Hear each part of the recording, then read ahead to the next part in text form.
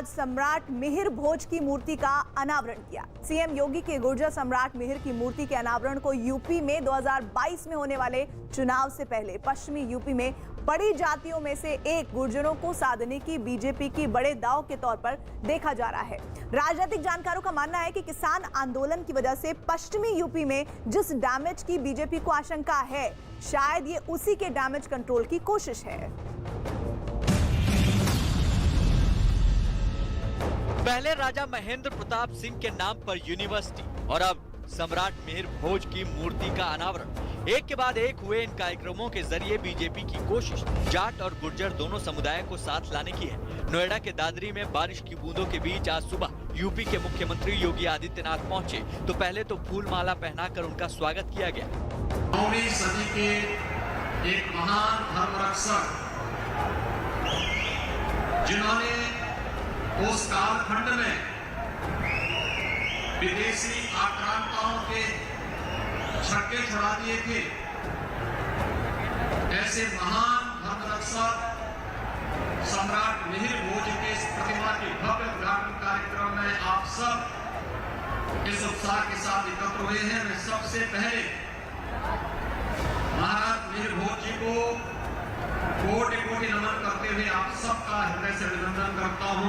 मुख्यमंत्री योगी आदित्यनाथ ने मंच से ही बटन दबाकर 9वीं सदी के शासक सम्राट मिहिर भोज की मूर्ति का अनावरण किया। इसके साथ ही उन्होंने करीब 12 करोड़ की योजनाओं का लोकार्पण भी किया। महाराज मिहिर भोज का 9वीं शताब्दी का शासन जब इतिहास के पन्नों में हम पढ़ते हैं, कई यानी उसके उपरांत लगभग 150 वर्षों तक कोई विदेशी आक्रांता भारत पर हमला करने की जरूरत महसूस नहीं किया था। कन्नौज के सम्राट मिहिर भोज को प्रतापी राजाओं में से एक माना जाता है। उनके साम्राज्य को तो गुर्जर देश के नाम से जाना जाता था। उनका साम्राज्य मुल्तान से पश्चिम बंगाल में गुर्जरपुर तक और कश्मीर से कर्नाटक तक फैला हुआ था। बताया जाता है कि गुर्जर प्रतिहार वंश ने भारत पर करीब 300 साल तक राज किया, जिसका असर मौजूदा वक्त में ये है कि यूपी के गौतम बुद्ध नगर से लेकर ग्वालियर तक कई जिलों में गुर्जर समाज का खासा प्रभाव रहता है। गुर्जर विधानसभा के अध्यक्ष राधा चरण भाटी का दावा है कि सूबे में 55 सीटें ऐसी हैं जहां गुर्जर समाज का खासा राजनीतिक असर है। यही वजह है कि राजा मिहिर भोज की मूर्ति के अनावरण को गुर्जर वोटरों को लुभाने की बीजेपी की कोशिश माना जा रहा है। सम्राट मिहिर भोज की पहचान धर्मरक्षक के रूप में है। नोएडा में गुर्जरों की करीब 5 लाख आबादी बताई जाती है। पश्चिम यूपी में गुर्जर और जाट को बीजेपी का पारंपरिक वोटर भी माना जाता है। हालांकि किसान आंदोलन ने बीजेपी के इस मजबूत समीकरण को बिगाड़ दिया है। यही वजह है कि पहले जाट समुदाय और अब गुर्जर समुदाय पर बीजेपी बैक टू बैक दांव लगा रही है।